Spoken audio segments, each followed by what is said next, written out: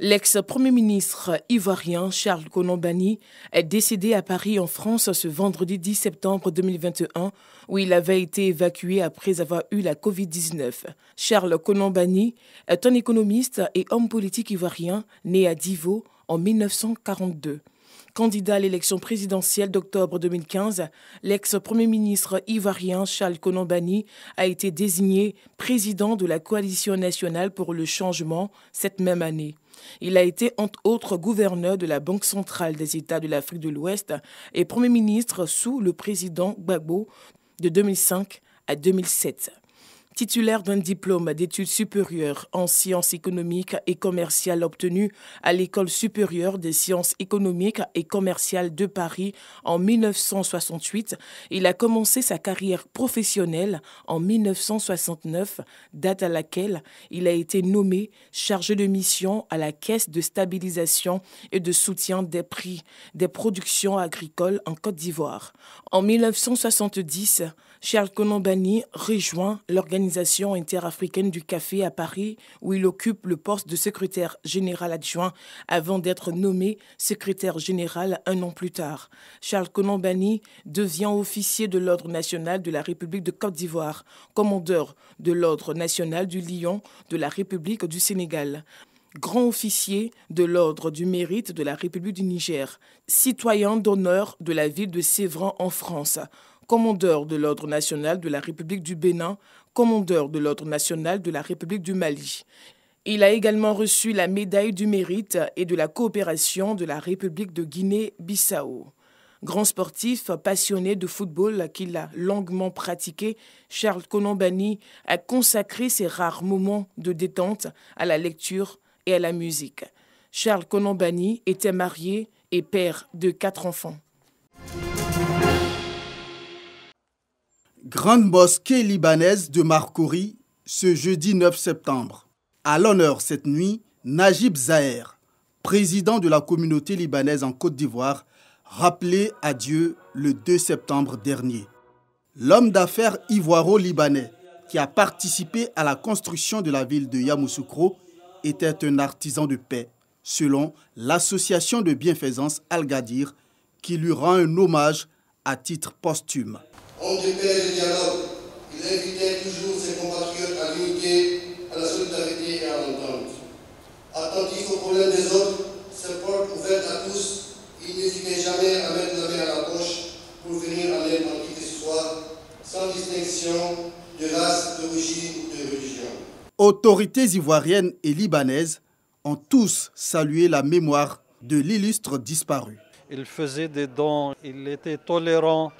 Donc beaucoup de principes et voilà, c'est pour ça que vous voyez aujourd'hui Ivoiriens et Libanais responsables et les gens de la population, tous étaient larmoyants et pleuraient leur cher Zaher. Le président Fouet-Banny a fait le choix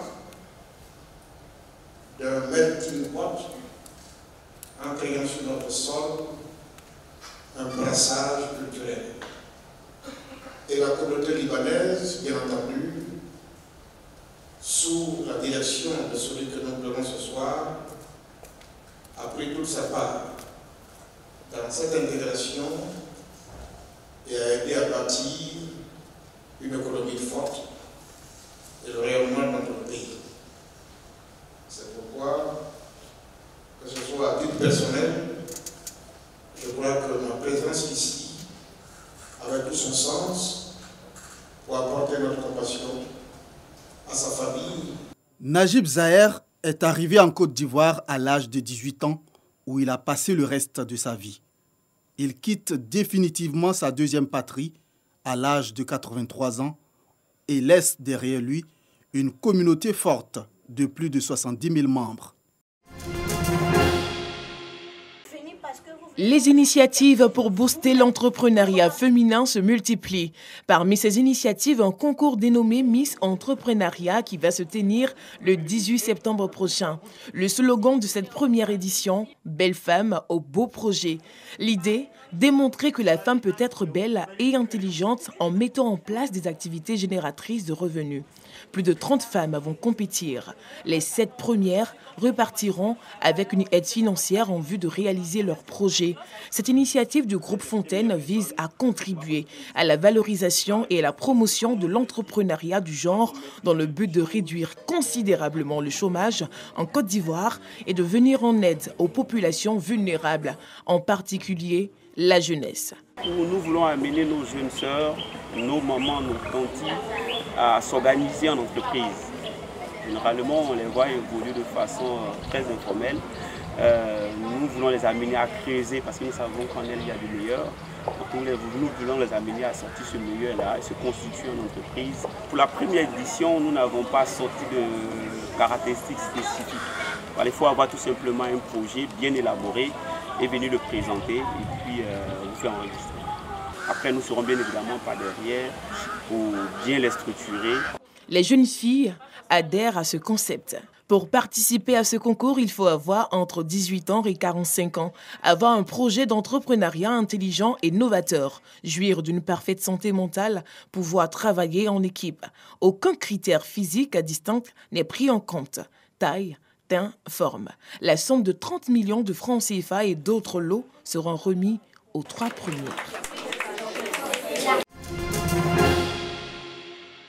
Les veuves de l'église des Assemblées de Dieu de Bouaké reçoivent des dons en vivres et non-vivres des femmes de l'Action Dorcas. Le comité Dorcas est le bras séculier de l'Action des ouvrières de Christ AOC national. Avant la remise des dons, l'orateur du jour a encouragé les femmes de l'Action Dorcas à aplanir les sentiers du Seigneur par le social. Ceux qui se donnent le temps de produire des fruits dignes de la repentance sont en train d'aplanir le chemin du Seigneur. Pour aplanir ou pour préparer le chemin du Seigneur, il y a 2 éléments. Il y a l'élément spirituel et il y a l'élément social.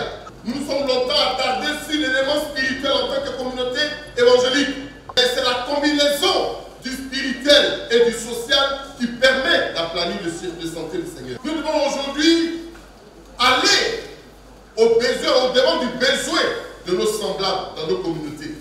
Cette cérémonie de remise de dons s'est tenue en présence de plusieurs serviteurs de Dieu, dont le révérend pasteur Boignon Apollinaire, ancien président national des églises des Assemblées de Dieu et actuel président de la Fédération des églises évangéliques de Côte d'Ivoire. La responsable du comité Action Dorcas a témoigné sa reconnaissance à l'église des Assemblées de Dieu pour son soutien en faveur des couches défavorisées. Nous remercions les églises, les bureaux des régions, des AD, toutes les femmes dans les assemblées qui ont donné de leur argent pour que nous puissions arriver ici, acheter les sacs de riz et tout, les motos et tout. Nous leur disons infiniment merci. Le comité Dorcas agit depuis plusieurs années dans le volet social auprès des veuves et des serviteurs de Dieu. Un tournoi de cohésion pour rapprocher les fils et filles de Niablé dans l'est de la Côte d'Ivoire. Cette finale du tournoi de la réconciliation a opposé l'équipe du centre-ville en orange et celle du FC Coutré Village en blanc. Après 90 minutes de jeu sans aucun but, les oranges et blonds s'affrontent au tir au but. Le portier de l'équipe du centre-ville va permettre à son équipe de repartir avec la coupe de la réconciliation. Score final 5-4 pour l'équipe du centre-ville. Comme c'était un match de paix, on a fait ce qu'on peut faire, puis on a gagné. En tout cas, on est très contents. Ce tournoi, initié par la municipalité, vise à rassembler les fils et filles de Niablé. L'objectif de ce match, en fait, c'est de renforcer la cohésion sociale. C'est de faire en sorte que justement les différentes populations se brassent, se mixent, discutent, jouent et apprécient en fait le vivre ensemble. Et je pense que de ce point de vue-là, on peut être satisfait de ce qu'on a fait parce que tous les villages de la commune en fait ont trouvé à interagir pendant 1 mois. Les vainqueurs ont reçu des médailles, des maillots et la somme de 200 000 francs CFA. La municipalité de Niablé entend promouvoir la réconciliation dans toute l'indénié Douablin à travers le sport.